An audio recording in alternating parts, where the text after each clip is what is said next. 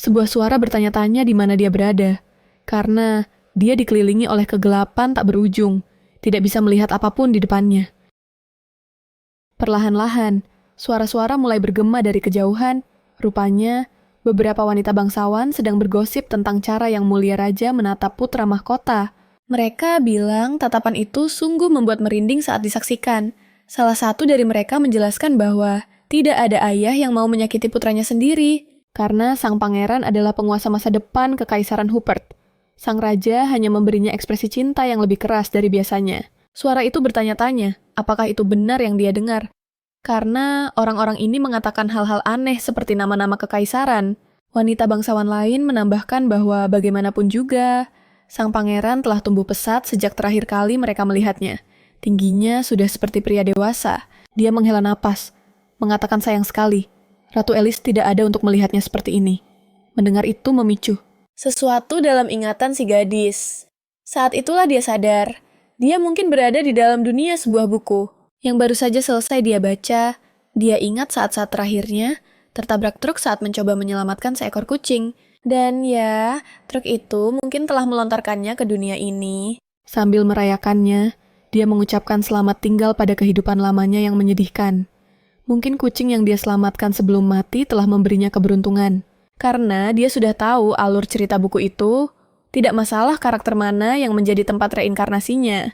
Kesuksesannya sudah terjamin. Dia mulai bertanya-tanya tubuh, siapa yang dia masuki? Mungkin seorang antagonis wanita yang modis. Atau seorang putri elegan dari keluarga bangsawan. Terlahir di keluarga kaya, pasti akan membuat segalanya lebih mudah.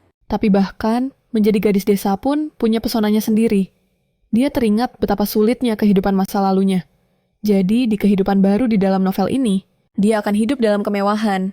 Saat dia tenggelam dalam semua pikiran ini, seorang anak laki-laki muncul dari balik semak-semak.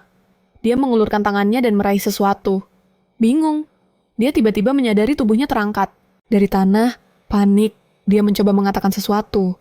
Tetapi hanya suara meong yang keluar, terkejut dengan suara yang keluar dari mulutnya.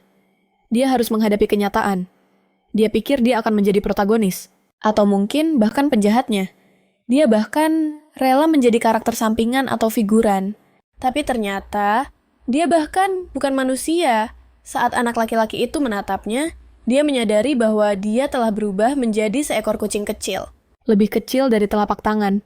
Tangannya tertutup bulu putih yang lembut. Tunggu, mungkin sekarang dia harus menyebutnya cakar depan. Dia ingat bagaimana di dunia lamanya kucing dicintai oleh semua orang.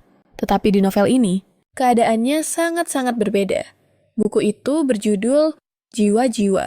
Yang dilahap oleh kegelapan, dia telah membaca kisah tragis itu atas rekomendasi seorang teman. Obsesi psikotik dari pemeran utama wanita terhadap pemeran utama pria digambarkan dengan detail yang menyakitkan.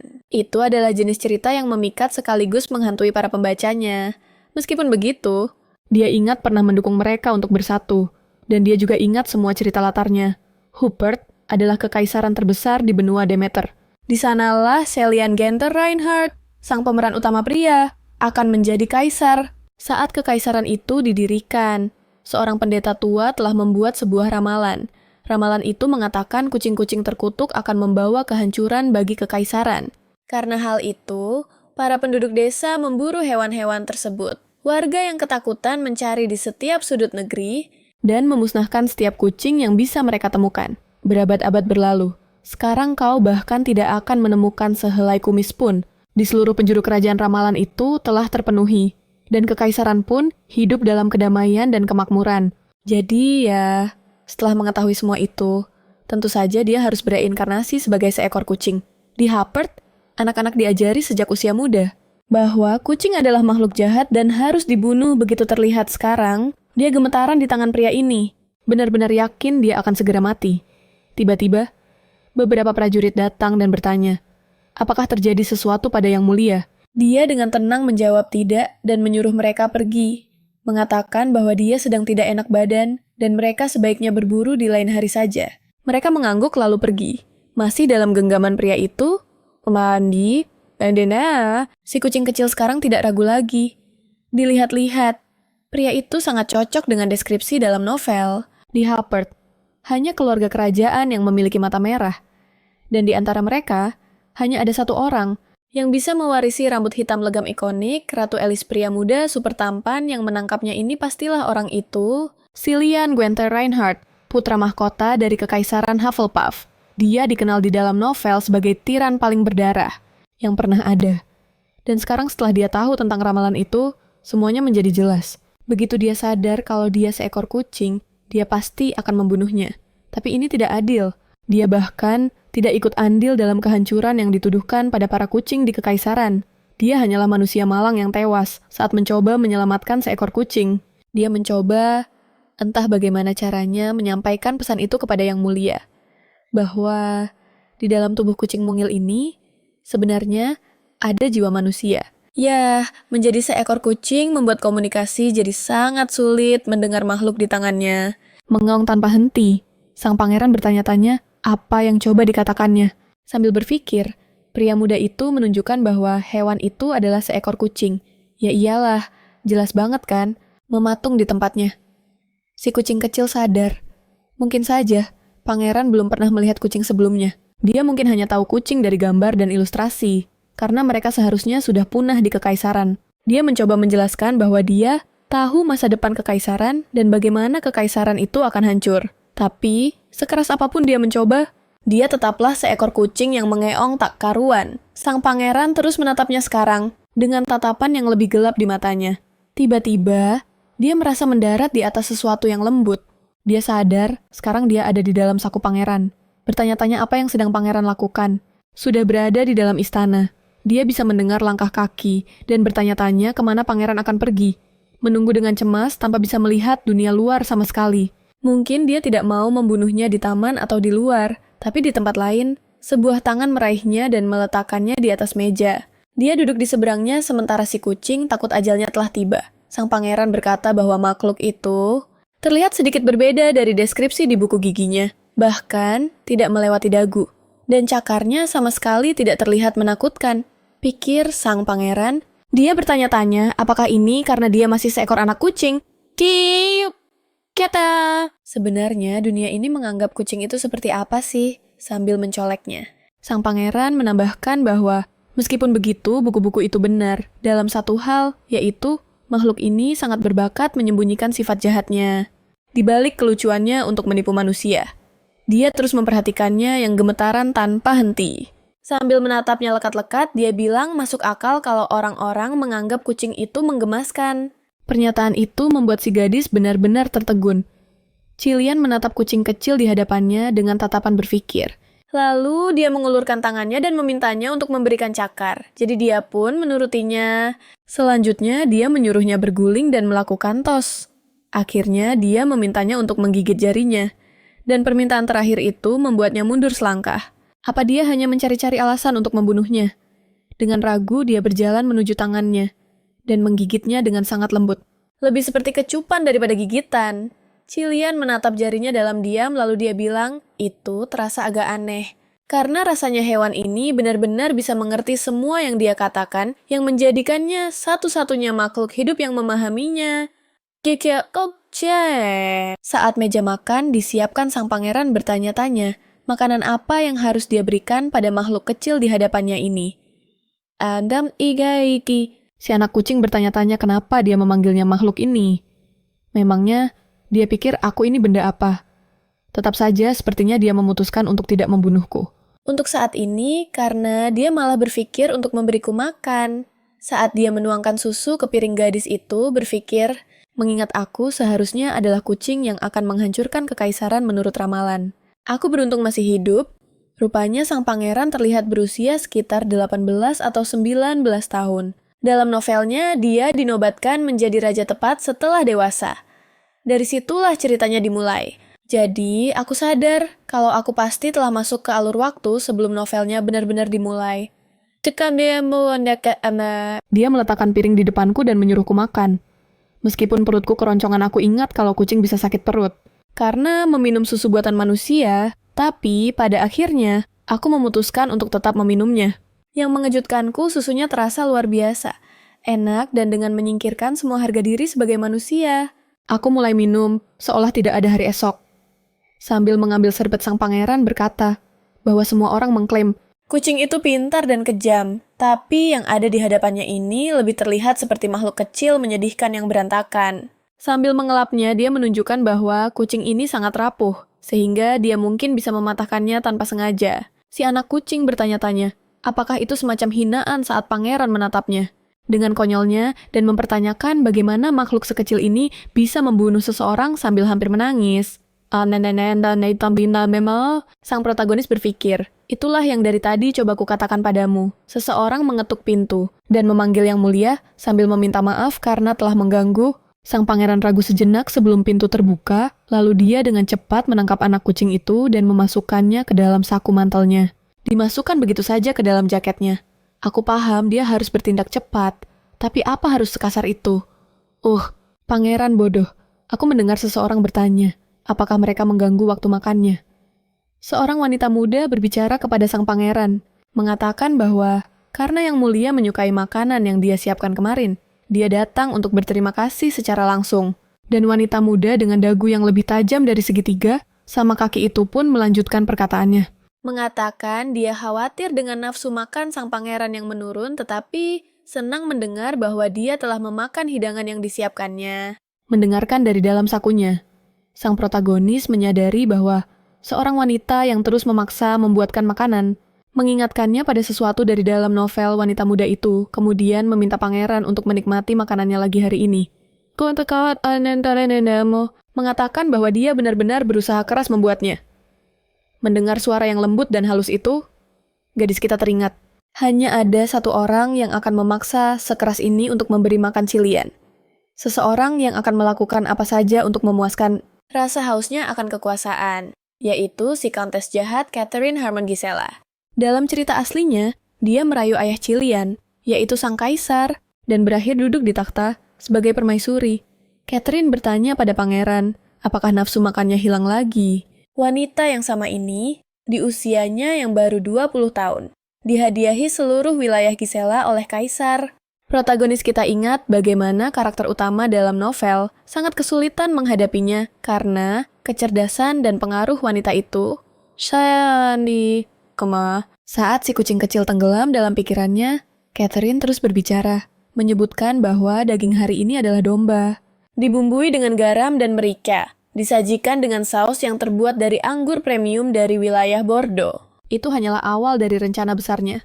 Lagi pula, Gisela menggunakan ramuan sihir hitam pada sang kaisar, mencoba membuat Cillian makan. Dia berkata, penting untuk tidak membiarkan dagingnya dingin, atau rasanya akan hilang dan menjadi alot. Dia kemudian memintanya untuk setidaknya menggigit sedikit karena dia sudah bekerja sangat keras untuk itu. Catherine telah melakukan hal yang sama pada makanan pangeran, dan sedikit demi sedikit dalam cerita, Cillian akan diracuni oleh ramuannya. Berubah menjadi boneka yang bisa dia kendalikan. Setelah dia menjadi kaisar, dia menambahkan bahwa dia merasa tidak enak meninggalkannya makan sendirian. Jadi, dia akan menunggu sampai pangeran selesai makan sebelum pergi. Merasa jengkel, Cillian bertanya, jika dia memakan apa yang wanita itu bawa.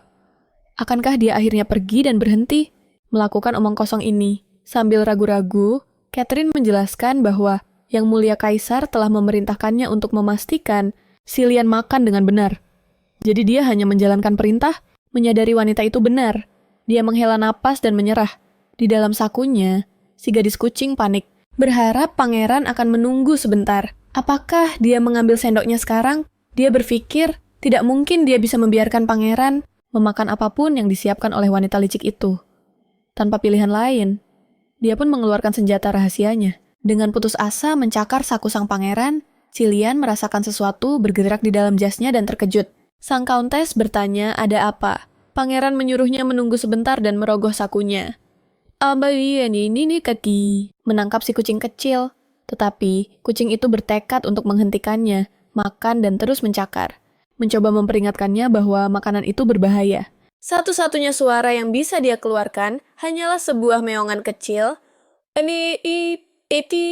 Ketika dia mengeluarkan tangannya dari saku ada goresan besar di atasnya. Sang pangeran berkata, dia sudah muak dengan semua ini. Dia menegaskan kalau ayahnya bukan tipe orang yang peduli dengan kebiasaan makannya. Dan lagi pula, dia bahkan tidak lapar saat ini. Sambil berpura-pura khawatir, Catherine berkata kalau dia mungkin sedang tidak enak badan. Jadi, dia akan membiarkannya beristirahat dengan tenang. Setelah mendengar pintu tertutup, Celian menoleh ke arah sakunya.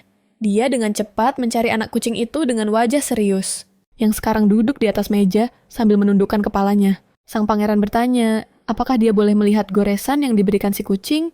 Protagonis kita tidak tahu harus berbuat apa. Menjadi seekor kucing di dunia ini saja sudah cukup aneh. Dan sekarang setelah mencakarnya saat makan malam, dia yakin dia tidak akan bisa lolos begitu saja. Dia mencoba mengeong dengan putus asa, berusaha menjelaskan situasinya. Tapi pada akhirnya, dia sadar Cilian tidak bisa memahaminya. Keheningan yang sangat canggung pun terjadi. Sang pangeran menatapnya tajam, sementara si anak kucing gemetar ketakutan, hampir menangis. Dia berpikir dalam hati, "Yap, aku pasti akan mati." Di bawah tatapannya, dia benar-benar membeku. Dia bertanya-tanya, apakah seharusnya dia membiarkannya makan saja dan merencanakan kabur nanti? Tapi sambil menggelengkan kepalanya, dia berkata pada dirinya sendiri tidak. Hati nuraninya tidak akan bisa tenang. Tidak mungkin dia akan merasa baik-baik saja membiarkan seseorang menjadi kecanduan pada sesuatu yang mengerikan seperti obat terkutuk itu. Jika dia ingin menghentikan hal itu terjadi, dia tidak bisa membiarkannya memakan apapun yang dibuat oleh Countess. Gisela lagi. Kemudian sang pangeran dengan lembut menepuk kepalanya dan bertanya, apakah dia ketakutan? Karena berada di dalam sakunya, sambil berkata bahwa jika dia akan membiarkannya di luar mulai sekarang, sebaiknya dia tidak mencakarnya seperti itu lagi. Sang protagonis merasa sangat lega, meskipun ekspresi sang pangeran menakutkan. Sang pangeran melepaskannya hanya dengan sebuah peringatan. Pada dasarnya seperti mendapatkan kartu kuning. Sambil mengambil garpunya, Celian berkata, dia akan melanjutkan makannya. Panik. Si anak kucing mencoba memikirkan cara apapun untuk menghentikannya. Akhirnya, dia mendapat sebuah ide. Sambil mengeong dengan keras, dia mulai mencakar-cakar taplak meja, membuat sang pangeran bingung dengan apa yang dilakukannya. Menyadari bahwa dia hanya membuat segalanya menjadi lebih aneh, dan hanya membuat Celian tidak nyaman. Dia bingung harus berbuat apa selanjutnya. Pada akhirnya, dia memutuskan untuk mempertaruhkan segalanya dan mencoba menggunakan bahasa universal semua hewan, yaitu bahasa tubuh. Dia mulai memberi isyarat, pada dasarnya menirukan gerakan yang artinya jika dia memakan makanan itu, dia akan mati. Bingung, sang pangeran bertanya, apakah kucing itu sedang mencoba menghentikannya makan? Senang, gadis itu mengeong setuju, merasa sang pangeran pasti sudah gila karena mendengarkan seekor kucing. Cilian bertanya apa alasannya untuk menghindari makanan yang satu ini. Yang dia dapatkan hanyalah lebih banyak meongan acak, menyerah. Dia menduga mungkin si anak kucing merasakan sesuatu dan berdasarkan gerak-geriknya. Jika dia memakannya, dia akan sakit dan pingsan, yang sejujurnya terdengar seperti racun. Sang pangeran bilang, itu sama sekali tidak masuk akal. Maksudku, bagaimana mungkin seekor kucing bisa tahu hal seperti itu? Gadis itu berpikir, karena aku adalah manusia di dalam tubuh kucing. Dia bertanya-tanya apa yang akan terjadi. Jika dia benar-benar hanya kucing biasa di dunia ini, dan bukan seseorang yang bereinkarnasi, jika dia hanya seekor kucing, bagaimana tepatnya dia akan bertahan hidup di sini? Meskipun pikirannya suram, dia mencoba untuk tetap optimis. Pertama-tama, dia sangat dekat dengan putra mahkota. Jadi kemungkinan terbunuh saat ini sangat kecil. Dalam fantasi kecilnya, dia membayangkan masa depan di sisi pangeran, tetapi juga memikirkan cara agar dia bisa kembali menjadi manusia. Dia memutuskan untuk menggunakan pesona penuh dari tubuh kucing mungil, tempat dia dilahirkan kembali ini. Celian terdiam sejenak, lalu tersenyum. Sang pangeran berkata, ini agak lucu. Dan anak kucing itu tertegun. Dia tersenyum. Lalu seseorang mengetuk pintu. Mereka mengumumkan bahwa perintah dari kaisar telah tiba, meminta kehadiran pangeran di perpustakaan kedua sesegera mungkin. Aura Celian seketika berubah. Senyum cerianya langsung digantikan oleh ekspresi dingin dan kelam. Dengan lampu padam, anak kucing itu berbaring di tempat tidur pangeran, menunggu dalam diam. Dia pikir ruangan itu sangat membosankan, seolah tidak punya kepribadian sama sekali.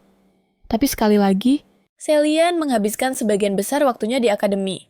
Jadi masuk akal jika kamarnya terasa hampa. Dia jarang sekali tinggal di istana. Sebelum pergi, Celian memberitahunya untuk tidak meninggalkan kamar, bahwa dia bisa menggunakan apapun yang ada di dalam untuk menyibukkan diri. Tapi Hanya itu saja. Sekarang, dia menunggu dengan perasaan sedih.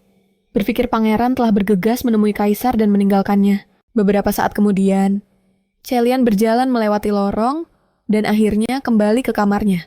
Sambil melepas mantelnya, tubuhnya memperlihatkan beberapa bekas luka. Dan kemudian dia langsung pergi mandi. Dengan ekspresi kosong dan tak bernyawa, dia membersihkan dirinya. Kulitnya dipenuhi darah, memar, dan luka-luka baru. Sambil mengeringkan rambutnya, dia berjalan ke tempat tidur dan menyadari anak kucing itu masih di sana. Celian memujinya karena tetap diam, sambil mengelusnya dengan lembut. Sambil berbaring, dia berkata akan tidur sekarang. Jadi, dia harus memastikan untuk tetap di atas tempat tidur dan tidak jatuh. Tapi kemudian, anak kucing itu menyadari sesuatu yang aneh. Aroma sang pangeran telah berubah. Dia bisa mencium bau darah. Dia ingat dari cerita aslinya bahwa sang kaisar biasa mendisiplinkannya dengan kejam sejak dia masih kecil. Mungkin itu sebabnya dia dipanggil tadi. Pikir gadis itu dalam hati. Sejujurnya, aku selalu bertanya-tanya, mengapa pemeran utama pria dalam cerita roman fantasi begitu tabah? Mungkin hanya untuk membuat mereka terlihat lebih keren. Dulu dia pikir masa lalu, Celian adalah sebuah klise besar. Tapi sekarang, setelah dia menyaksikannya secara langsung, rasanya jauh lebih sulit untuk diterima. Menganggapnya hanya sebagai bagian dari plot terasa salah sekarang. Karena itu terjadi tepat di depannya. Dan saat ini, bau darah serta udara dingin terasa begitu nyata dan menyakitkan. Dia mendekati tangan pangeran itu, bertanya-tanya, apakah ada yang bisa ia lakukan? Dia hanya ingin menolongnya, entah bagaimana caranya. Celian bergerak gelisah dalam tidurnya dan tiba-tiba terbangun. Mengira ia kembali mengalami mimpi buruk. Tapi kemudian, sesuatu yang tak terduga mengejutkannya. Bukannya anak kucing yang tidur di sampingnya, ia malah terbangun dengan sebuah kejutan besar. Di dalam pelukannya, terbaring di ranjang, ada seorang wanita berambut perak yang benar-benar telanjang. Sontak sang pangeran langsung terduduk kaget. Ia menoleh ke samping dan menyadari ada sesuatu yang hilang. Kucingnya telah menghilang. Dan sebagai gantinya, kini ada seorang wanita yang terbaring di atas ranjangnya. Dalam pikirannya, ia mengira anak kucing yang seharusnya ada di sana telah lenyap begitu saja. Ini adalah pertama kalinya ia melihat kucing sungguhan. Sesuatu yang mungkin selama ini hanya ia lihat di dalam ilustrasi. Membunuhnya saat itu seharusnya menjadi pilihan yang benar. Ia ingat saat meraih pedangnya, ia sempat ragu, tapi entah kenapa, ia tidak tega melakukannya. Pertama, bagaimana bisa kucing seperti itu masih ada jika mereka seharusnya sudah punah? Dan yang lebih membingungkan lagi, bagaimana bisa seekor kucing berakhir di taman dekat istana di zaman seperti ini? Kedua, ia ingat bahwa meskipun dia hanyalah seekor binatang, saat ia mengelusnya, kucing itu jelas mengerti bahasa manusia, dan bahkan dengan penampilannya yang begitu kecil dan rapuh, dan nyaris tak mampu melindungi dirinya sendiri. Anak kucing itu tetap berusaha menghentikan sang pangeran memakan makanan beracun itu. Dan yang terpenting, kucing itu menunggunya dengan tenang di kamarnya, menemaninya sampai ia terlelap. Jadi, kucing ini tak peduli seberapa berbahayanya makhluk ini menurut legenda, Celian telah menyadarinya. Kucing ini adalah miliknya. Sambil berdiri di sana, menatap wanita di ranjangnya.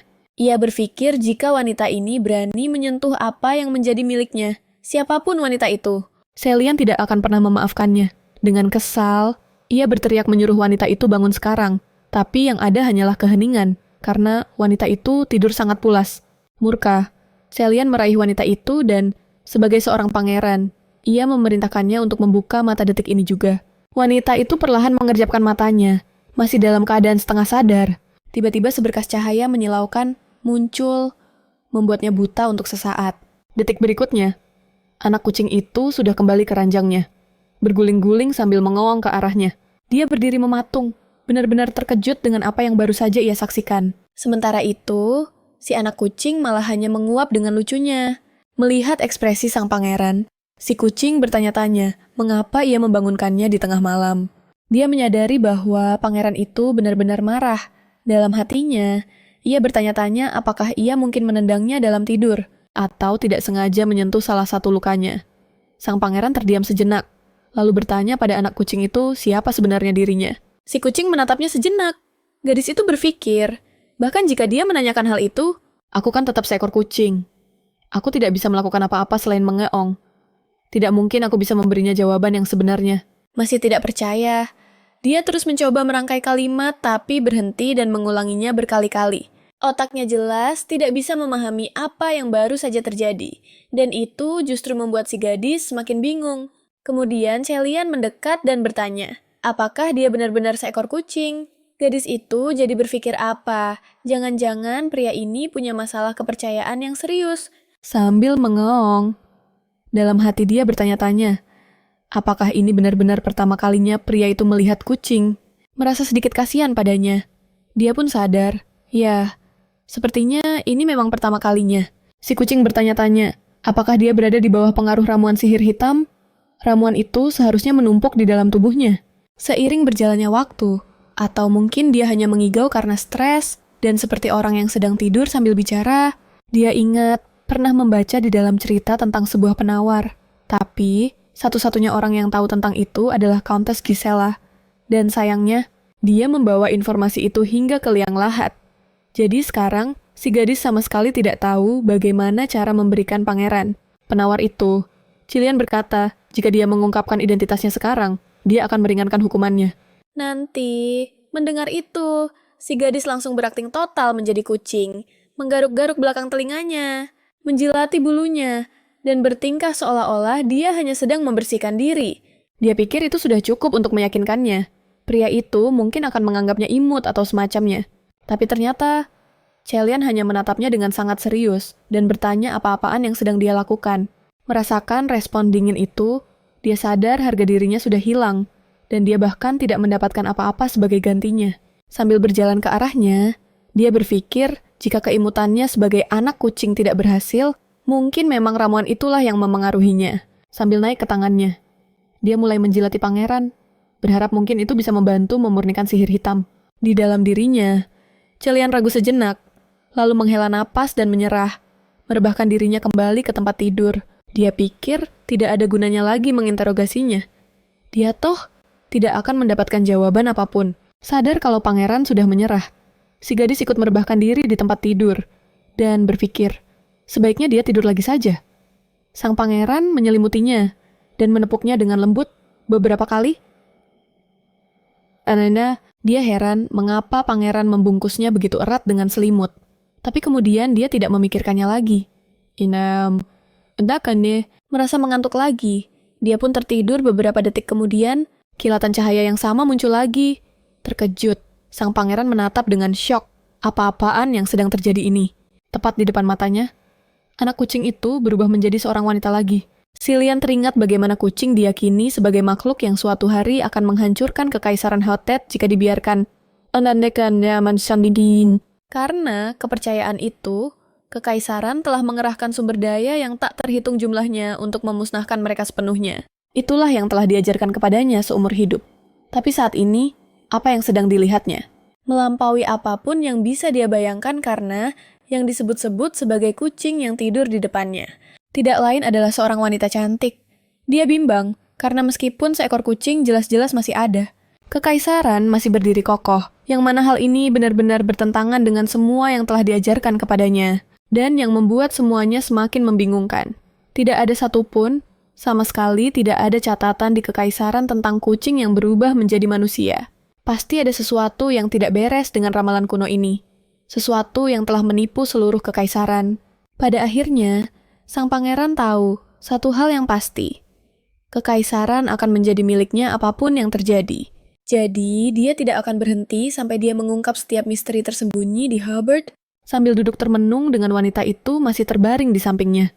Cilian dengan lembut mengusap rambutnya. Dia berpikir, sampai hari itu tiba. Sampai seluruh kekaisaran menjadi miliknya. Dia tidak akan membiarkan siapapun tahu tentang kucing ini atau merebutnya darinya. Tapi, lebih dari itu, sambil merasa malu dan melirik gadis yang sedang tidur itu, dia berpikir, dia benar-benar perlu membelikan wanita ini beberapa pakaian. Keesokan paginya, dengan sinar matahari yang masuk melalui jendela, anak kucing itu terbangun. Sekarang setelah dia benar-benar menjadi seekor kucing, dia merasa butuh tidur jauh lebih banyak dari sebelumnya. Sambil melihat sekeliling, dia bertanya-tanya kemana Cilian pergi. Lalu tiba-tiba, dia menyadari sesuatu, ada sepotong kain yang diikat di kaki belakangnya, menahannya di tempat, dan dia bertanya-tanya, apa-apaan ini? Sang pangeran mendekat sambil membawa sebuah piring. Dia berkata kalau dia tidak bisa begitu saja membiarkannya berkeliaran sesuka hati. Sambil tersenyum, dia berjalan mendekat dengan semangkuk susu, lalu meletakkannya di hadapan si kucing. Cilian berkata, sebaiknya dia makan selagi masih hangat dan jangan pernah berpikir untuk pergi kemanapun. Merasa sedikit sedih, dia heran bagaimana Cilian bisa terdengar begitu ceria saat mengatakan sesuatu yang sangat mengekang seperti itu. Sambil mengendus udara, anak kucing itu menyadari sang pangeran masih berbau darah. Terlihat khawatir, si kucing menghampirinya, yang membuat sang pangeran bingung.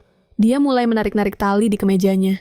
Dan ketika dia menggigit dan menariknya, sebagian pakaiannya tersingkap ke samping, memperlihatkan luka-lukanya. "Hei, apa yang kamu lakukan?" tanyanya, sambil menangkap si kucing dengan lembut. Melihat semua bekas luka itu, sang protagonis terkejut melihat betapa parahnya. Padahal sang pangeran dikenal sebagai ahli bela diri dan ahli pedang terbaik di Kekaisaran. Jadi, melihat luka-luka brutal ini, dia bertanya-tanya mengapa Cilian tidak pernah melawan balik. Aneh sekali bahwa kaisar, yang dipuji karena kekuatannya di cerita asli, sekarang malah dengan kejam menyiksa putranya sendiri di masa kecil. Gadis itu berpikir, memang benar, Cilian adalah pemeran utama pria yang tragis. Tapi itu bukan berarti dia harus menjalani kehidupan yang begitu kejam dan penuh kekerasan. Jadi akhirnya, dia berjalan mendekat dan mengawang padanya, lalu melompat ke arahnya dengan cakar terangkat. Terlihat sedikit marah. Melihat hal ini, sang pangeran pun bertanya, "Apa yang kamu lakukan sekarang?" Lalu dia menambahkan, "Apa kamu marah karena aku terluka? Apa itu yang coba kamu katakan?" Sambil menatapnya, Cilian tersenyum. Dia bilang aneh sekali kucing ini bertingkah seperti manusia. Tapi di saat yang sama, dia tetap berpikir kalau dirinya adalah seekor kucing. Sambil berkata begitu, Cilian terus mengelus kucing itu di pangkuannya. Dalam benaknya, dia bertanya-tanya, apakah wanita ini sedang mencoba menipunya? Atau dia benar-benar tidak sadar dengan keadaannya? Pangeran bilang, mereka harus pergi sekarang. Ada yang harus dibeli. Yang membuat si kucing benar-benar kebingungan. Kemudian, di dalam kereta, dia melihat keluar jendela dan merasa hidup kembali. Untuk pertama kalinya setelah sekian lama, akhirnya melihat sesuatu selain kamar pangeran.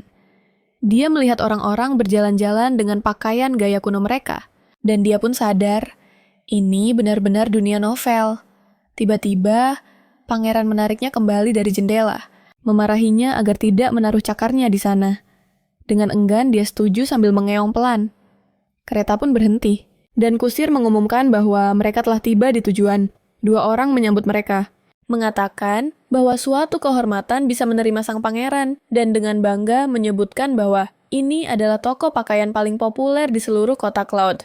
Sementara itu, di dalam saku pangeran, si kucing bertanya-tanya, mengapa pangeran membawanya ke toko pakaian? Apa pangeran membutuhkannya untuk sesuatu? Saat mereka melangkah masuk, Cilian melihat beberapa topeng di atas meja. Dia bertanya untuk apa topeng-topeng itu. Dan seorang wanita menjelaskan bahwa itu adalah aksesori untuk pesta topeng istana yang akan datang. Topeng-topeng itu masih dalam proses pembuatan, makanya belum dipajang di etalase jendela. Gadis itu menduga pangeran pasti sedang bersiap untuk pesta itu, dan mungkin, hanya mungkin, dia ingin meminta pendapatnya sebagai seorang wanita. Cilian berkata dia akan berkeliling sendiri sebentar untuk memeriksa semuanya dan menyuruh para staf untuk pergi. Petugas itu setuju dan menyingkir. Lalu pangeran berkata, si kucing boleh keluar sekarang gitu di internet. Jadi dia pun keluar. Seketika, dia terkejut oleh kemewahan pakaian di sekelilingnya. Semuanya terlihat sangat mahal. Lalu pangeran menyuruhnya memilih sesuatu yang dia suka. Sesaat dia hanya bingung, tapi kemudian dia tersadar. Pria muda itu melanjutkan, mengatakan dia tidak begitu tahu apa yang biasanya disukai wanita. Sementara itu, si kucing panik di dalam hati. Mereka sedang berdiri di bagian piyama. Kenapa pula pangeran mau membelikan seseorang piyama? Cilian bilang itu adalah sebuah hadiah, tapi itu justru membuat sang protagonis semakin bingung. Dia bertanya-tanya siapa wanita yang ingin diberi hadiah oleh pangeran.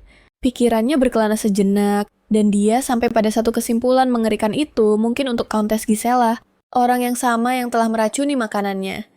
Dia ragu apa Cilian benar-benar mau memberikan pakaian imut seperti itu kepada sang Countess. Dan ya, dia akui Gisela memang sangat cantik. Tipe kecantikan yang bisa membuat siapapun jatuh cinta pada pandangan pertama. Ditambah lagi, usia mereka hanya terpaut 3 tahun. Tapi tetap saja, dia pikir mereka seharusnya bermusuhan. Wanita itu telah mengambil posisi ibunya di istana. Jadi, tidak mungkin hubungan mereka baik-baik saja. Dia bertanya-tanya, apa mungkin pangeran telah jatuh hati? Padanya hanya karena masakan yang dibuatnya. Sangat ketakutan. Sang protagonis panik memikirkan hal itu.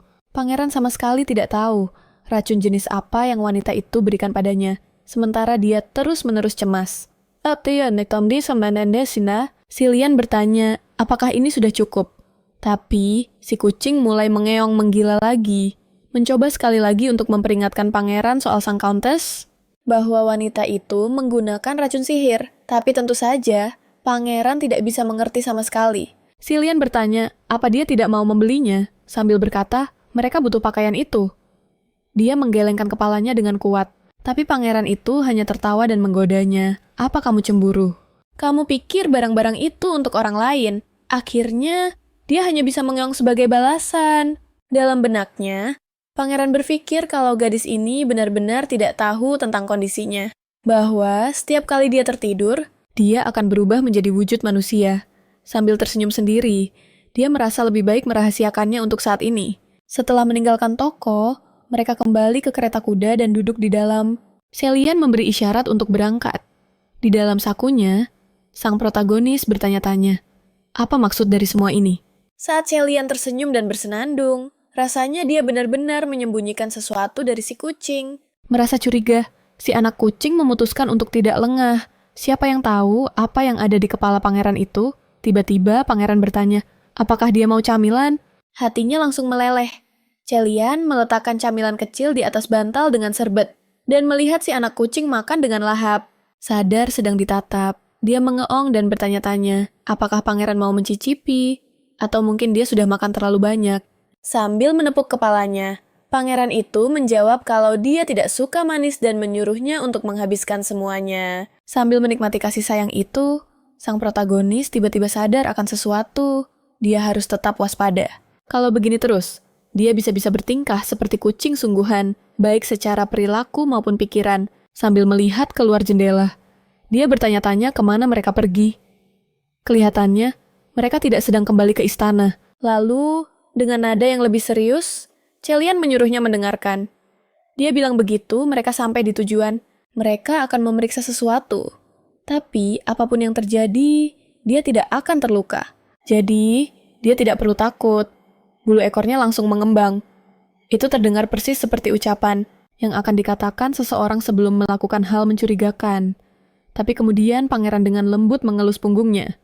Dan dia luluh lagi. Dia pikir mungkin karena dia terlalu nyaman di pangkuannya. Atau mungkin karena makanannya. Atau mungkin karena kasih sayangnya. Apapun itu, dia mulai mengantuk dan perlahan tertidur. Sebuah kilatan cahaya muncul dan sama seperti sebelumnya.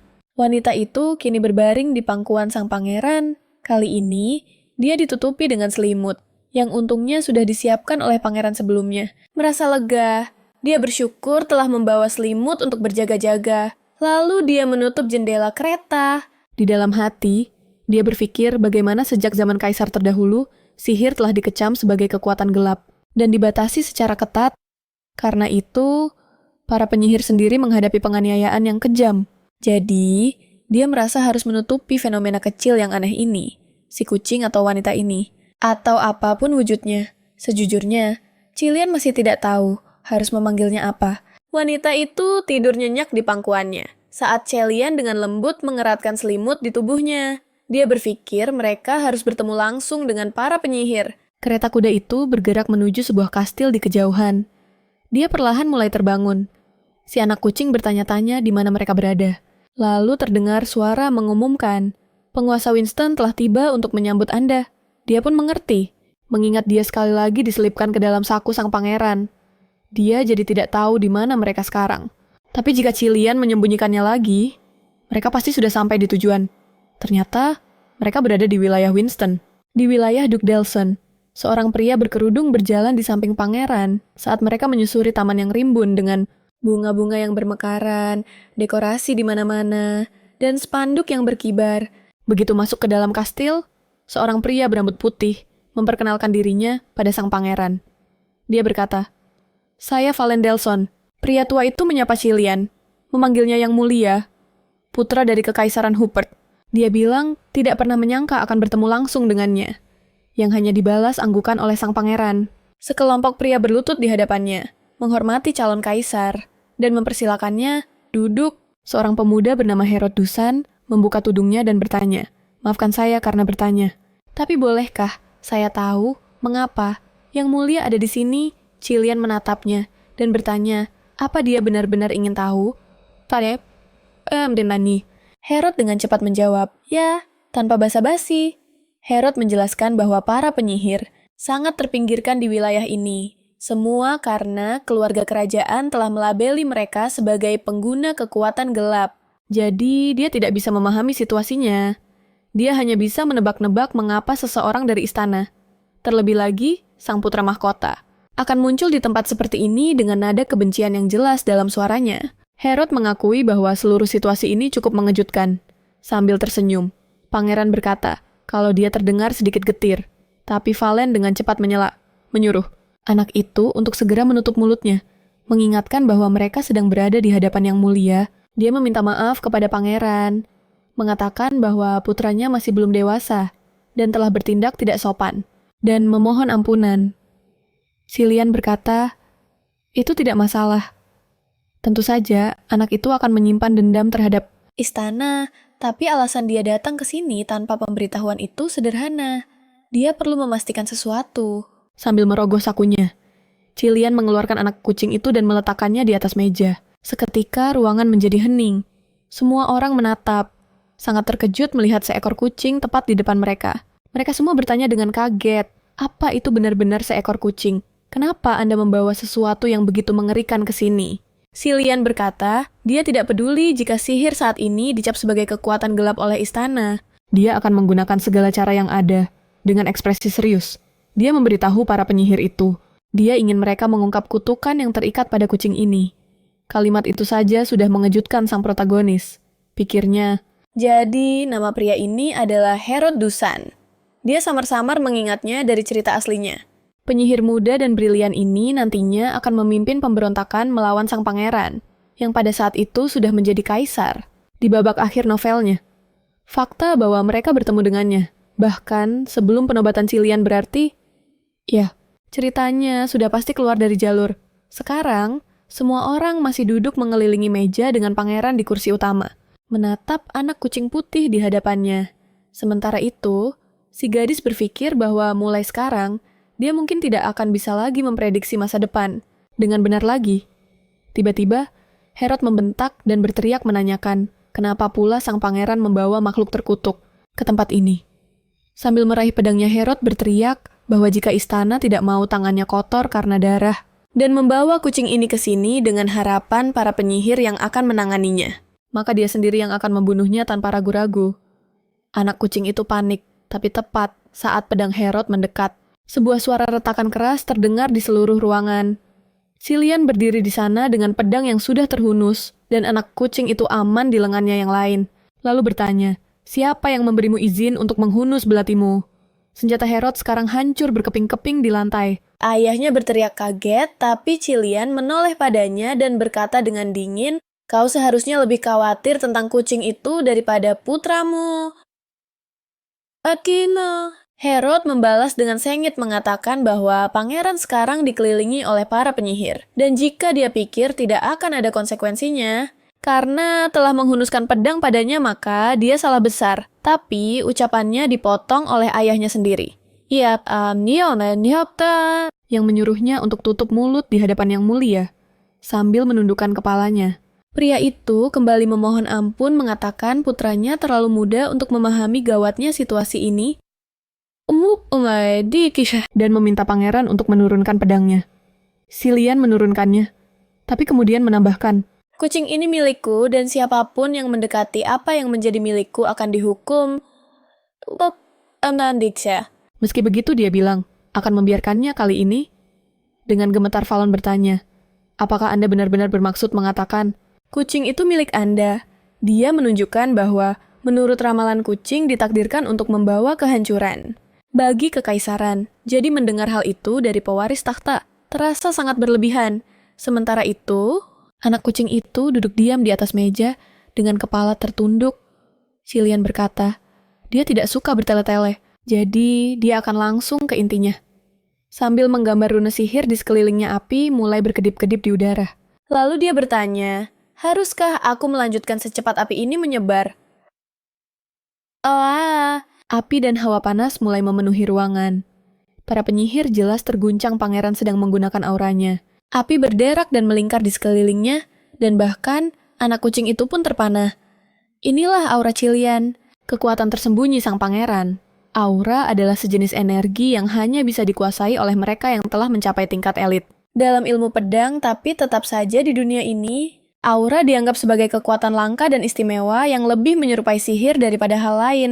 Itulah mengapa aura dihindari dan jarang terlihat di luar medan perang. Itu dianggap sebagai sesuatu yang sangat berbahaya dan terlebih lagi di tempat yang penuh dengan para penyihir orang-orang yang secara sejarah dianggap sebagai musuh keluarga kerajaan. Pangeran yang menggunakan aura secara terang-terangan bisa mengungkap rahasia besar dan menempatkannya dalam bahaya serius. Meski begitu, Cilian tidak menahan diri. Dia secara terang-terangan memamerkan auranya yang membuat sang protagonis bertanya-tanya, kenapa dia bertindak sejauh ini? Lalu pangeran bertanya, sekarang setelah kalian melihat ini, kalian akan menyelidiki kutukan itu atau tidak? Fallon membungkuk dan setuju untuk mengikuti perintah pangeran memintanya untuk menarik kembali auranya. Saat pria itu mendekati anak kucing itu, si gadis bertanya-tanya, apa yang sedang terjadi? Seluruh situasi ini berjalan sangat berbeda dari cerita aslinya. Merasa gelisah, dia bertanya-tanya bagaimana cara dia bertahan hidup di dunia ini jika dia tidak bisa lagi mengandalkan pengetahuannya tentang alur cerita. Saat dia mulai memeriksanya dengan sihir, Fallon tiba-tiba membeku, terkejut oleh energi yang dia rasakan. Tertegun, dia bilang dia tidak bisa mempercayainya. Cilian bertanya, apakah dia sudah selesai? Pria itu mengangguk, menjelaskan bahwa kekuatannya begitu besar. Tidak ada yang bisa membatalkannya. Ini sama sekali bukan kutukan. Ada berkah ilahi pada kucing ini. Dewa dunia ini melindunginya. Hal itu membuat sang protagonis penasaran. Fallon melanjutkan, menjelaskan bahwa meskipun semua orang percaya ramalan itu mengklaim kucing adalah entitas jahat, ditakdirkan untuk mati. Yang satu ini dikelilingi oleh perlindungan ilahi. Dan meskipun kedengarannya tidak bisa dipercaya, dia percaya, berdasarkan analisis sederhananya, bahwa kucing ini dan semua leluhurnya telah dilindungi secara ilahi selama beberapa generasi. Cilian meletakkan tangannya di dagu. Berpikir, jadi kucing ini tidak jatuh begitu saja dari langit hari itu. Fallon menjelaskan bahwa dia merasakan koneksi yang kuat dengan kekuatan pelindung kuno. Dia percaya orang tua kucing itu mungkin memiliki berkah yang sama, yang berarti mereka mungkin masih hidup. Itu akan menjelaskan bagaimana dia bisa bertahan begitu lama, dan bagaimana dia masih bisa ada. Meskipun kucing dianggap punah, sang protagonis sedikit mencondongkan tubuh ke depan. Dia sekarang penasaran dengan orang tua kucing ini. Lalu Fallon menoleh ke putranya dan memintanya untuk mendekat. Dia ingin putranya memindai ingatan kucing itu. Herod mencibir, mengatakan dia tidak belajar mantra serumit itu. Hanya untuk menggunakannya pada seekor hewan biasa.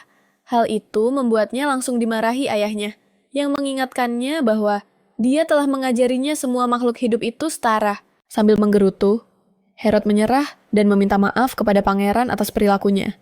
Lalu dia ragu-ragu, bertanya apakah dia boleh berani menyentuh telapak kaki sesuatu yang menjadi milik yang mulia. Cilian menatap lurus ke matanya dan berkata, aku mengizinkannya, tapi hanya telapak kakinya. Saat Herod mengulurkan tangannya, kilatan cahaya meledak, menutup matanya.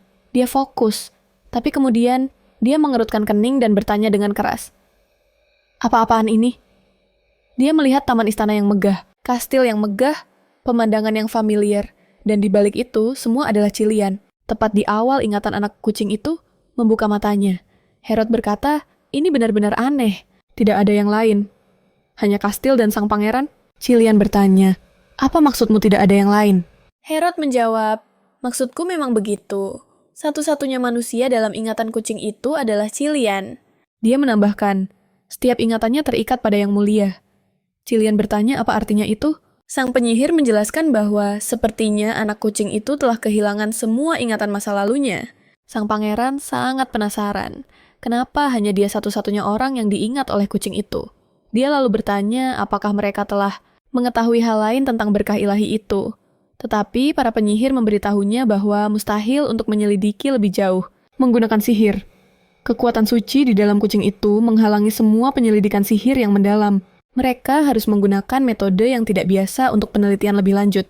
Cillian mengangguk dan berkata, dia akan mulai menyelidiki kutukan yang melampaui ramalan yang sudah diketahui. Fallon menjelaskan bahwa dia yakin naskah asli dari ramalan itu telah dihancurkan sejak lama. Tetapi sang pangeran bersikeras bahwa jika mereka bekerja sama, mereka pasti bisa mengungkap sesuatu. Semua orang duduk di sekeliling meja. Herod tampak ragu-ragu, lalu mengakui, saya rasa saya mengerti sekarang. Alasan sebenarnya, Yang Mulia datang ke sini bukan hanya tentang kutukan itu. Cillian menghela napas dan setuju, sebagai putra mahkota. Dia di sini untuk membuat penawaran resmi. Dia meletakkan sebuah surat dengan segel kekaisaran di atas meja. Saat membukanya, mereka melihat bahwa itu adalah sebuah kontrak. Cillian meminta mereka untuk memeriksanya dengan saksama. Para penyihir itu terkejut dan langsung tahu apa itu. Mereka melihat lambang matahari kekaisaran tercetak di sana. Mereka bertanya mengapa dia memilih mereka. Cillian menjawab dengan terus terang bahwa keluarga Delson adalah satu-satunya keluarga penyihir yang tidak pernah tunduk pada keluarga kerajaan. Bahkan setelah berabad-abad, dia melanjutkan, dan aku butuh orang-orang yang tidak mudah menundukkan kepala pada takhta. Dan itulah sebabnya dia harus memberi mereka sebuah penawaran yang benar-benar akan menguntungkan mereka. Fallon bertanya penawaran macam apa itu, dan sementara sang protagonis terus mengawasinya. Sang pangeran menjawab bahwa dia berniat membuka kembali akademi. Kalimat itu saja langsung membuat kedua penyihir itu terkejut. Jelas membuat mereka sama sekali tidak menduganya. Cillian menjelaskan bahwa kaisar sebelumnya telah menutup akademi untuk melenyapkan potensi perlawanan apapun yang datang dari faksi penyihir dan terlepas dari semua itu. Membangkitkannya kembali, sekarang tampaknya adalah cara terbaik untuk membentuk aliansi dengan keluarga Count. Sang penyihir memperingatkan bahwa hal itu bisa membahayakan sang pangeran. Tetapi Cillian dengan cepat menjawab bahwa dia akan menangani semuanya sendiri. Dan yang dia minta hanyalah agar pria itu fokus untuk melatih para penyihir baru. Dia lalu melanjutkan bahwa seperti yang mungkin sudah diketahui semua orang, kekaisaran sudah diambang kehancuran. Dan sekarang sepertinya ada banyak rahasia yang tersembunyi di dalam bayang-bayang. Rahasia yang ada hubungannya dengan kucing itu. Cillian tahu bahwa memperbaiki semuanya akan sangat sulit. Tetapi tekadnya sudah bulat. Dia menyatakan bahwa jika mereka percaya padanya, dia sendiri yang akan mengembalikan kejayaan dan kesuksesan yang pernah dimiliki para penyihir. Dulu, Fallon kemudian menunjukkan bahwa bagi seorang penyihir, sebuah kontrak berarti penyerahan mutlak atas hidup dan kekuatan mereka kepada Tuhan mereka. Lagi pula, penyihir hanya bisa melepaskan sihir terkuat mereka setelah terikat kontrak. Tetapi bayarannya adalah mereka akan kehilangan jati diri, membuat mereka sepenuhnya bergantung pada siapapun yang mereka layani. Cillian menjawab dengan jujur bahwa dia tidak akan berpura-pura ini semua demi ambisi yang besar. Seperti membangun sebuah kekaisaran. Dia hanya ingin mengungkap kebenaran. Karena apa yang mereka lihat sejauh ini benar-benar bertentangan dengan ramalan. Dan hanya karena alasan itu saja, membuatnya penasaran tentang rahasia di balik semua itu. Sang penyihir mengakui bahwa ini jelas bukan sesuatu yang bisa dianggap enteng. Tapi setelah saling bertatapan dengan putranya, keduanya mengangguk. Kemudian Valen menyatakan dengan lantang dan jelas bahwa dia, Valen Delson, akan mendedikasikan hidupnya untuk apapun yang diperintahkan. Yang Mulia, begitu kata-kata itu terucap, rantai sihir melesat keluar dari kertas itu, menyegel kontrak tersebut. Sejak saat itu, Cillian resmi menjadi tuannya. Setelah 500 tahun, mereka akhirnya menyambut tuan baru ke dalam keluarga mereka. Pangeran tersenyum dan mengomentari bagaimana Fallon baru saja memanggilnya tuan. Lalu beralih ke Herod dan mengatakan dia punya tugas pertama untuknya, yang langsung disetujui oleh penyihir muda itu dengan penuh antisipasi. Tapi apa yang dikeluarkan Cillian selanjutnya membuat semua orang kaget. Dia mengeluarkan sepasang piyama dari tasnya, membuat kedua penyihir di hadapannya benar-benar kebingungan. Herod bertanya untuk apa benda itu, dan pangeran menjelaskan bahwa dia ingin Herod menyihir pakaian itu agar ukurannya otomatis menyesuaikan dengan siapapun yang memakainya. Herod bergumam, mencoba mengerti kenapa ada orang yang butuh sihir seperti itu. Tapi, begitu dia melihat wajah serius Shelian menatapnya, dia langsung diam dan setuju. Tampak jelas sangat gugup, dia lalu melangkah ke dalam lingkaran sihir yang digambar di lantai dan mulai merapal mantra. Setelah beberapa waktu, dia akhirnya mengumumkan bahwa mantranya telah selesai. Pakaian itu sekarang akan sangat pas untuk siapapun yang memakainya. Tidak peduli siapapun itu, pangeran memuji pekerjaannya, mengatakan itu saja untuk hari ini, dan mengumumkan bahwa sudah waktunya untuk pergi. Kembali di istana, di kamar Shelian, dia memanggil si kucing dan menunjukkan piyama itu, memintanya untuk memakainya. Dia menatapnya, benar-benar bingung dan merasa aneh. Sang protagonis berpikir dalam hati, kenapa seekor kucing butuh piyama manusia untuk tidur? Ini sama sekali tidak masuk akal. Sambil menggelengkan kepalanya, dia berkata pada dirinya sendiri tidak akan pernah mau melakukan itu. Pakaian itu kelihatannya sangat tidak nyaman. Dia sangat suka meringkuk di atas sprei yang lembut dan wangi tanpa mengenakan apa-apa. Dan dia tidak percaya sang pangeran berharap dia akan merelakannya. Terjebak di dunia ini dalam tubuh seekor kucing. Sudah cukup membuat depresi. Tidak mungkin dia akan menyerahkan satu-satunya keuntungan menjadi kucing. Yaitu tidur tanpa busana tanpa dihakimi. Di dalam kepalanya, dia dengan penuh semangat memprotes hak-hak hewan dan kebebasan untuk tidur sesukanya. Tapi yang dilihat Shelian hanyalah dia yang mengeong berulang kali. Pangeran memiringkan kepalanya dan bertanya apa dia sesebel itu, dan dia pun mengeluarkan meongan setuju yang kesal.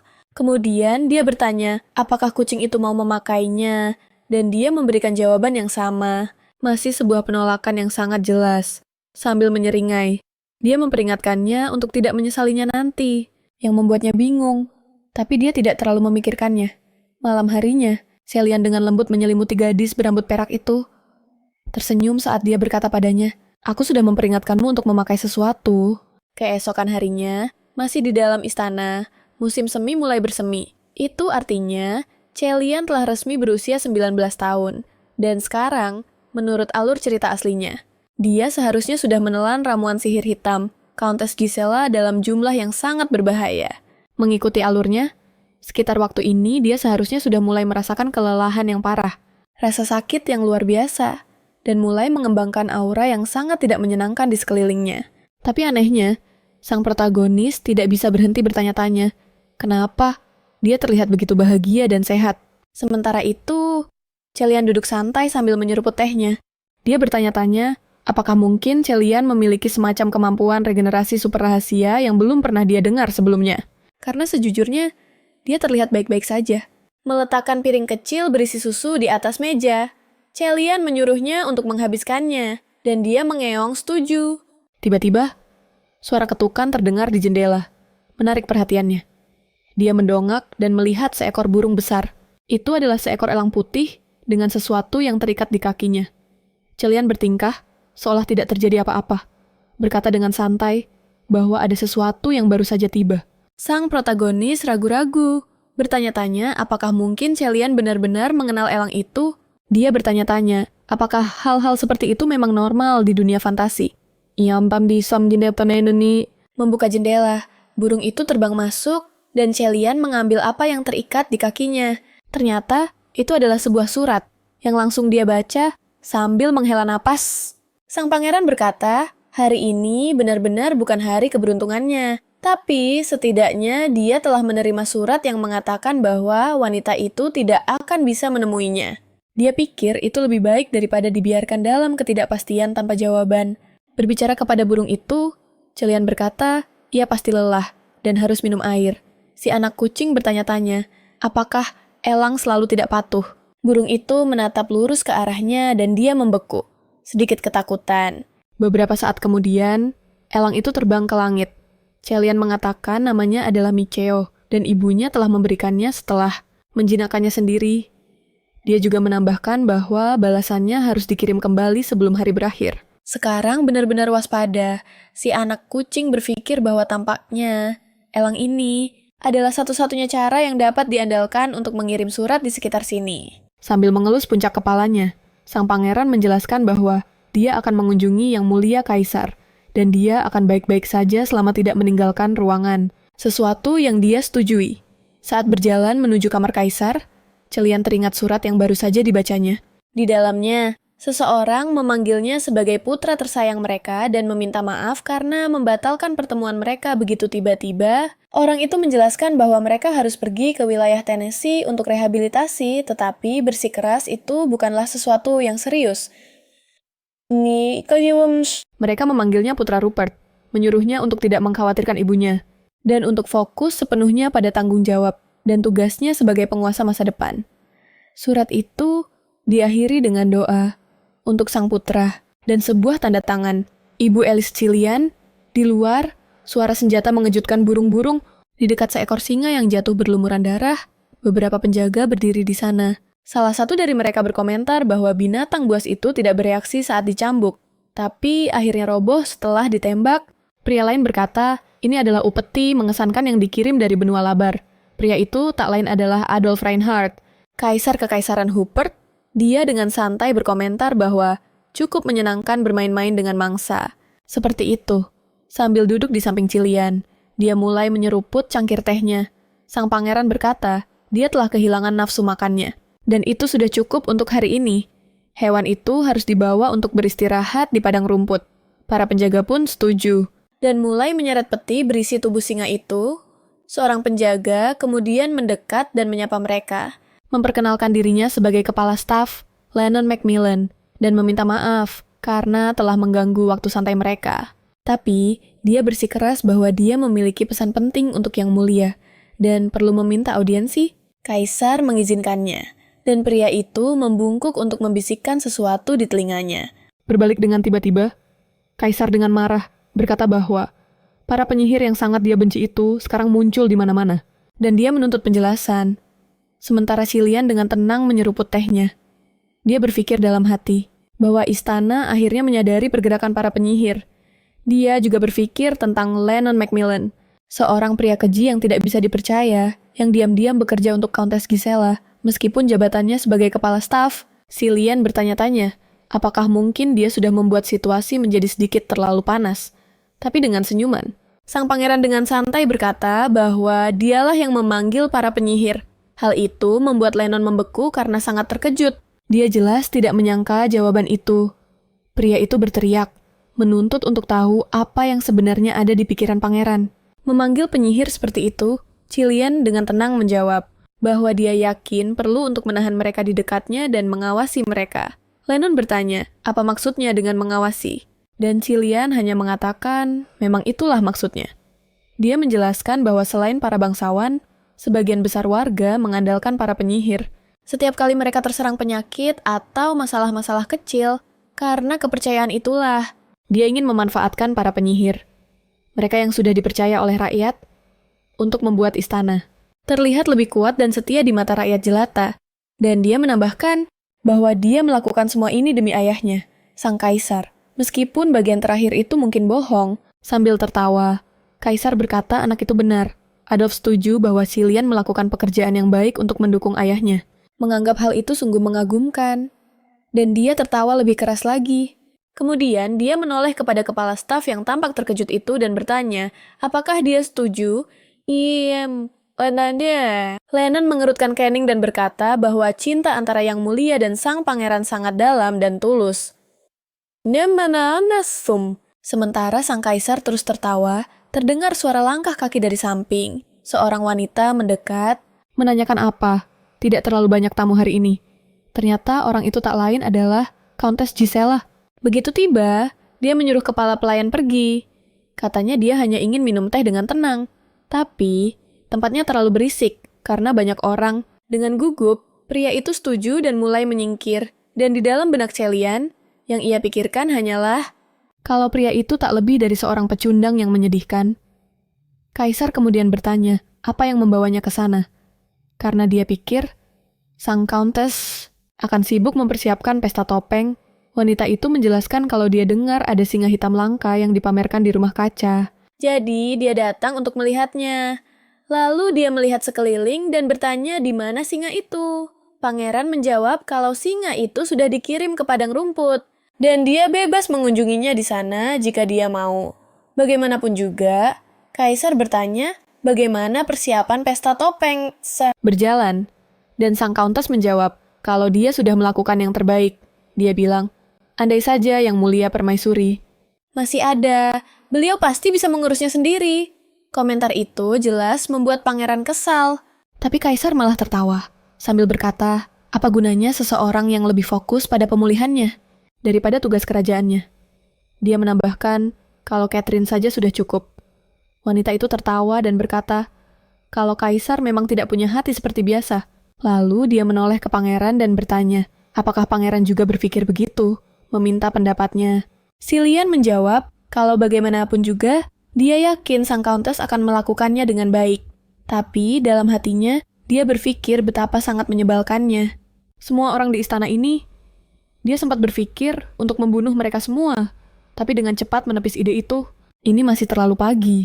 Membunuh mereka sekarang terlalu berbelas kasihan. Sebaliknya, dia akan mencekik nyawa mereka perlahan-lahan. Sampai mereka memohon untuk dihabisi. Kembali ke kamar pangeran. Sang protagonis menyadari ada seseorang yang masuk.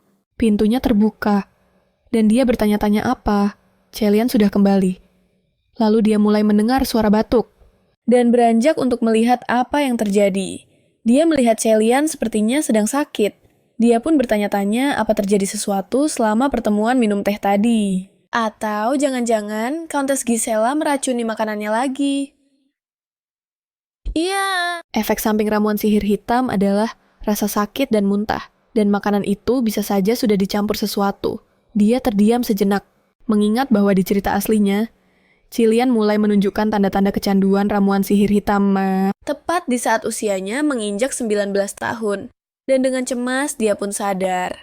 Kalau itu adalah usianya sekarang, saat dia memperhatikannya, pangeran mulai membuka bajunya. Dia pun berpikir, inilah titik dalam cerita di mana dia seharusnya merasakan sakit yang paling parah. Rasa sakit yang akan mendorongnya untuk membunuh ayahnya sendiri dan merebut takhta. Dia berjalan mondar-mandir di kamar dalam diam, mengabaikannya dengan tatapan kosong, lalu ambruk di atas sofa di dekatnya. Sang protagonis merasa sedih. Ini tidak adil. Dia masih sangat muda, tapi dia harus menanggung semua rasa sakit ini sendirian tanpa ada yang peduli. Bukannya dia pandai menyembunyikannya. Hanya saja tidak ada yang cukup dekat dengannya untuk peduli. Tidak ada seorang pun di istana yang melindunginya selama ini. Cillian telah melindunginya saat dia dalam bahaya. Tapi Cillian juga hanya manusia biasa. Dia tidak bisa menanggung semuanya sendirian. Jadi dia memutuskan untuk melakukan apapun yang dia bisa untuk membantu. Dia mengambil gaun kecil yang dibelikan Cillian untuknya, memanjat naik menggunakan bantal sebagai pijakan, dan menjatuhkan pakaian itu ke atas kepalanya yang berkeringat. Pertama, dia harus menurunkan demamnya. Dia mengosongkan sebuah piring susu di dekatnya dan mengacak-acak beberapa pakaian. Pada akhirnya, dia benar-benar kelelahan. Tapi dia akhirnya berhasil membantu, dan demamnya mulai turun. Dia berpikir dalam hati, betapa dia ingin tidur di ranjang besar itu lagi. Tapi sadar kalau dia tidak sengaja menjatuhkan bantal-bantal yang ditumpuk Cillian agar dia bisa memanjat. Karena tidak ada cara untuk mencapai ranjang dan tidak banyak pilihan lain yang tersisa. Dia masuk ke dalam pakaian sihir yang mereka buat sebelumnya bersama para penyihir. Merasa mengantuk, dia terkekeh sendiri. Sekarang dia adalah seekor kucing yang memakai gaun. Jika ada yang melihatnya seperti itu, mereka mungkin akan tertawa terbahak-bahak. Dia terus memikirkan Cillian. Bertanya-tanya apakah ini bisa dianggap sebagai imbalan karena telah menyelamatkan hidupnya. Lalu seberkas cahaya memenuhi ruangan. Keesokan harinya, saat matahari terbit, Cillian bangun dan menyadari ada sesuatu di kepalanya. Saat mengambilnya, dia sadar itu adalah gaun kecil yang basah oleh keringat dan air. Sambil berdiri, dia bertanya-tanya, mungkinkah ini benar seperti yang dia pikirkan? Apakah anak kucing itu benar-benar merawatnya saat dia pingsan? Menoleh ke samping, dia melihat gadis berambut perak, mengenakan piyama dan tidur di lantai. Sambil tersenyum, dia menduga gadis itu pasti merawatnya sampai pingsan. Berlutut di sampingnya, dia berkata pelan bahwa tampaknya hanya dialah satu-satunya yang mendukungnya di tempat terkutuk ini. Sementara itu, gadis itu mulai bergumam dalam tidurnya. Sambil menggendongnya, Cillian berkata dia akan masuk angin jika terus tidur di lantai, dan itu akan memaksanya untuk merawatnya. Dia mengangkatnya dan membaringkannya dengan lembut di ranjang, lalu berbaring di sampingnya. Pada akhirnya, sambil mengelus rambutnya. Dia bertanya dengan lembut, apakah dia harus memberinya hadiah karena telah menjadi gadis yang baik? Lalu dia menyebutkan sebuah nama, Renette, yang berarti ratu kecil. Karena setidaknya di dalam ruangan itu, dia bertingkah seperti seorang ratu yang memberinya perintah. Itulah mengapa sang pangeran memutuskan untuk memberinya nama itu. Perlahan-lahan, sang protagonis mulai terbangun. Setelah itu, sang pangeran mencubit hidungnya. Masih setengah sadar. Dia bertanya-tanya, apakah dia ada di ranjang dan sudah berapa lama dia tertidur? Di sebelahnya, sang pangeran bertanya, bagaimana tidurnya? Sambil memanggilnya Renette di akhir kalimat, sedikit tidak yakin, dia mengaung padanya dan pria muda itu berkata bahwa itu akan menjadi namanya mulai sekarang. Dia sebenarnya menjadi sedikit bersemangat karenanya. Lagi pula, di dunia ini, dia belum diberi nama. Dan nama yang dipilih Selian untuknya adalah Renette. Dia tiba-tiba berdiri dan mengaung dengan panik. Mencoba bertanya apakah pria itu baik-baik saja. Dan entah bagaimana dia berhasil memahami pikirannya. Menjawab bahwa dia baik-baik saja berkat seekor kucing tertentu yang telah merawatnya. Jadi, sebagai ucapan terima kasih, dia memberinya sebuah nama. Sambil meletakkan kaki mungilnya di dahi gadis itu, sang protagonis mengira dia senang mendengarnya. Lalu sang pangeran berkata bahwa untuk benar-benar menunjukkan rasa terima kasihnya, dia ingin memberitahunya sesuatu. Hal itu membuatnya benar-benar bingung. Dia berkata bahwa sejujurnya, sang protagonis sebenarnya berubah menjadi manusia saat dia sedang tidur. Terkejut, sang protagonis benar-benar tidak bisa berkata-kata. Lalu dia menambahkan bahwa dalam keadaan itu, dia juga telanjang. Suasana menjadi hening saat dia menatapnya.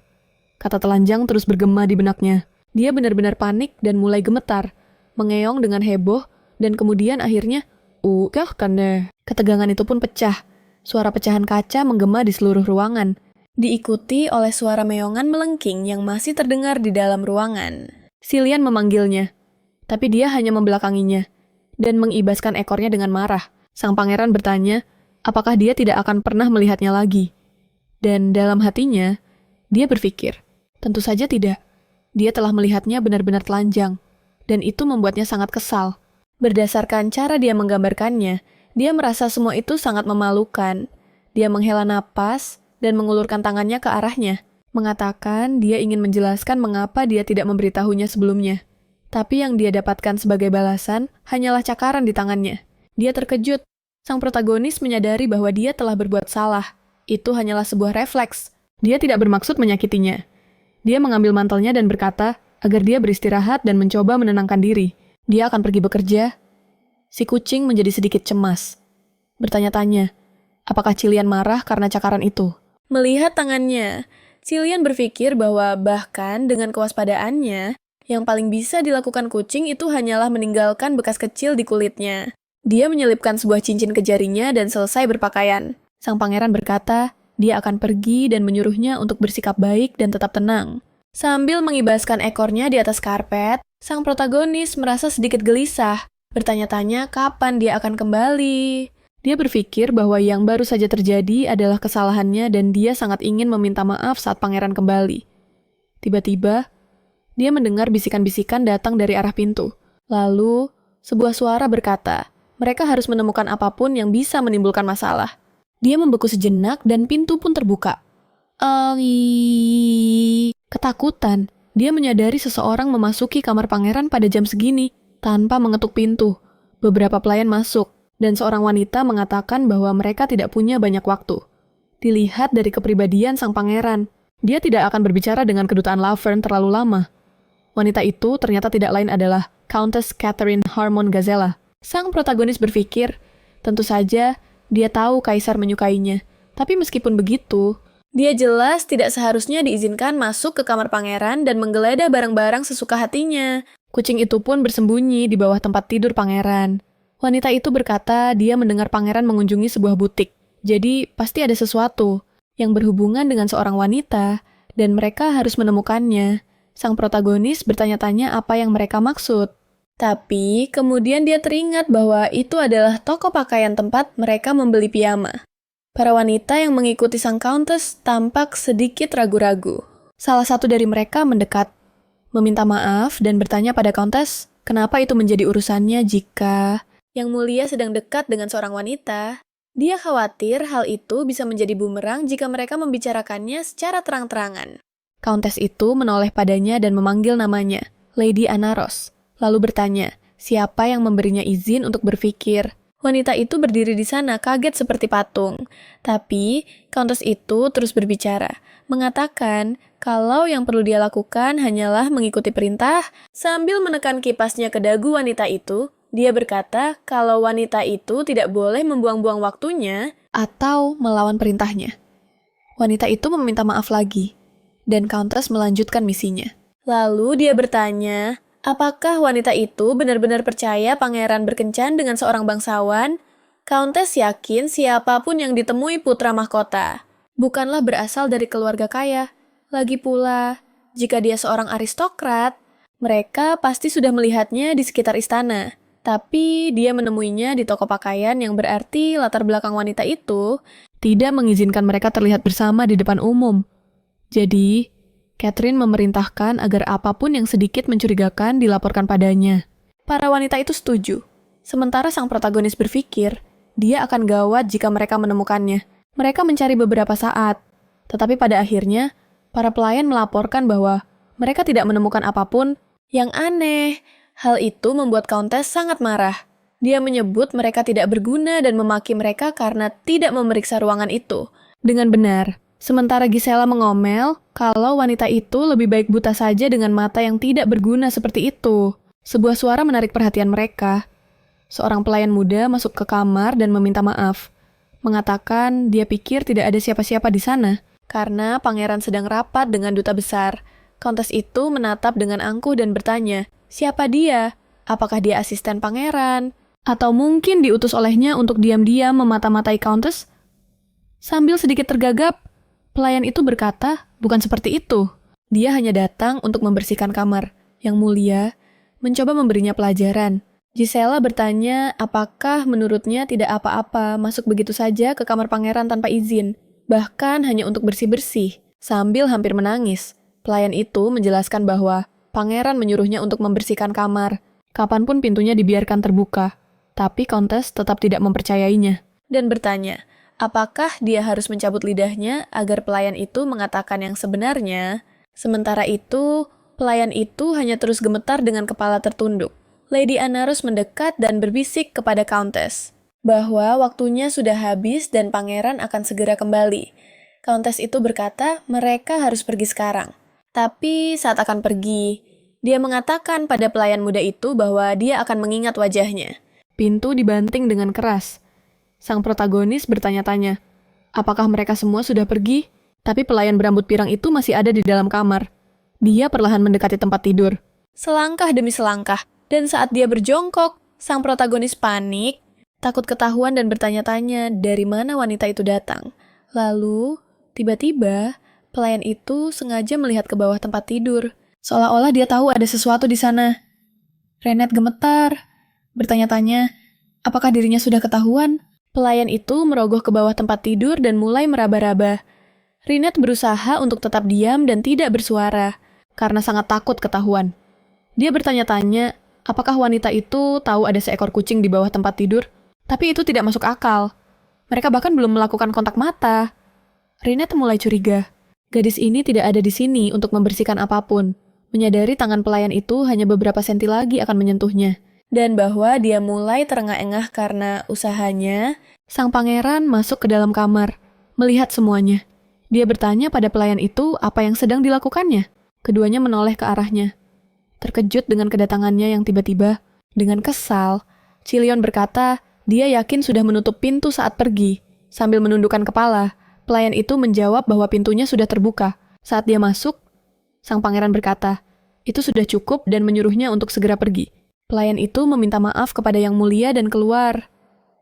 Setelah menutup pintu, Chilion dengan cepat berbalik dan memanggil Renette. Kucing itu pun langsung keluar dari bawah tempat tidur dengan tatapan sedih. Lalu mengeong ke arah pangeran. Chilion mengangkatnya dengan kedua tangannya dan bertanya, apakah dia baik-baik saja atau terluka? Terlihat sangat marah. Dia menegaskan bahwa dia sudah memeriksa kunci 2 kali sebelum pergi. Jadi, dia yakin Countess Gisela yang telah membukanya. Terkejut, Si kucing bertanya-tanya, bagaimana dia bisa tahu? Sambil menghela napas, sang pangeran berkata, dia bertemu dengannya di jalan, dan wanita itu terlihat lebih pucat dari biasanya. Rainet memperhatikan tangannya yang masih terdapat bekas cakaran. Dia pun mulai menjilati bagian itu dengan lembut. Bahkan setelah dia melukainya, Celian tetap melindunginya. Tiba-tiba, cincin sang pangeran mulai bersinar. Melihat ini, dia berkata, seseorang sedang menghubunginya. Sambil menatap mata Rainet, dia bertanya, apakah dia ingin tahu lebih banyak tentang dirinya sendiri? Dengan mata terbelalak, sang protagonis memikirkan hal itu sementara sang pangeran tersenyum menunggu jawabannya. Di luar, pelayan muda itu mulai melihat sekeliling. Sesuatu terasa aneh. Dia pun bertanya-tanya, apakah taman ini selalu ada di istana dan mengapa suasananya begitu sunyi mencekam? Semuanya terasa aneh. Seperti ini bukan dunia nyata. Di belakangnya, sebuah suara pria memanggil. Itu adalah Falon Dusan. Bertanya bagaimana dia bisa masuk ke sana. Pelayan itu berbalik kaget. Pria itu menjelaskan bahwa dia menciptakan ruang itu menggunakan sihir. Dan hanya dia dan tuannya yang bisa memasukinya. Falon berkata, sudah jelas gadis itu sedang mencari sesuatu. Pelayan itu dengan cepat mencoba menutupinya. Mengatakan itu tidak benar. Dia hanya tersesat dan berakhir di sana. Sang Duk tidak percaya sedikit pun, dan bertanya terus terang, apakah dia sedang mencari seekor kucing. Ekspresinya langsung membeku. Gadis itu segera mencoba membela diri, mengatakan dia tidak tahu apa yang pria itu bicarakan, tetapi fakta bahwa dia sudah mulai gemetar.